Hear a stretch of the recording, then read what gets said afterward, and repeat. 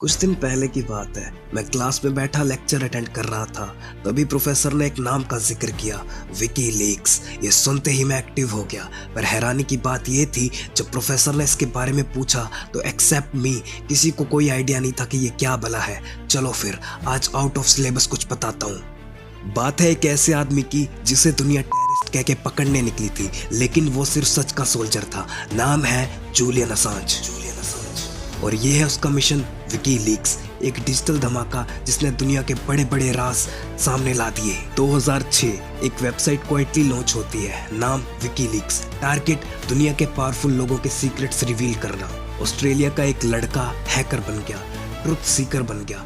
Julian Assange ने decide किया अब अंदर का सच दुनिया को दिखाया जाए। आसान शब्दों में बताऊं तो विकीलीक्स एक वरदान था उन लोगों के लिए जो अपने सामने इनजस्टिस होता हुआ देख रहे हैं पर कुछ कर नहीं पा रहे। यहाँ पर अगर हम कोई डॉक्यूमेंट लीक करते हैं तो हमारी आईडी एनोनिमस रहती है, मतलब कोई ट्रैक नहीं कर सकता। वैसे देखा जाए तो विकीलीक्स कहीं ना कहीं रियल जर्नलिज्म की डेफिनेशन पे खरा उतरता है।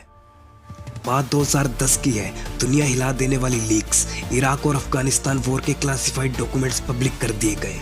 हेलीकॉप्टर से इनोसेंट लोगों पर गोलियां चल रही थी और यूएस मिलिट्री उसे जस्टिफाइड कह रही थी।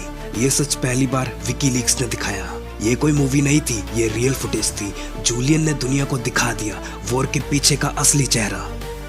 और फिर शुरू हुआ दुनिया की सबसे बड़ी पावरफुल गवर्नमेंट्स का बदला। The release of over 90,000 U.S. military records on the war in Afghanistan. WikiLeaks.org, a whistleblower website, has published what it says are nearly 92,000 official U.S. documents of raw data on the deaths and casualties collected over the past 6 years. The WikiLeaks website released nearly 400,000 secret U.S. files on the Iraq war late today. It was the largest leak of classified U.S. files in history.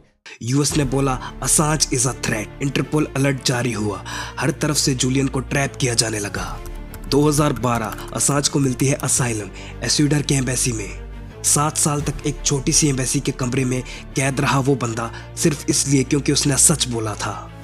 2019 Julian Assange को London police गिरफ्तार करती है। बीड में छुपा वो चेहरा, लेकिन आंखों में वही स्पार्क, ट्रुथ का स्पार्क। दुनिया भर में लोग चिल्लाने लगे, this man is not a criminal. वो एक सच का हीरो था जिसे साइलेंट करने की कोशिश हो रही थी। जूलियन असांज ने एक बार कहा था, if Wars can be started by lies, piece can be started by truth. आज भी उसका मिशन जिंदा है। विकीलीक्स एक रिमाइंडर है कि एक आदमी इन गवर्नमेंट्स का क्या उखाड़ सकता है। जूलियन असांज एक हीरो है या विलन, ये तुम लोग डिसाइड करो, पर मैं तो इस बंदे को मान गया। खैर हमारे वालों को तो इसका नाम भी नहीं पता होगा।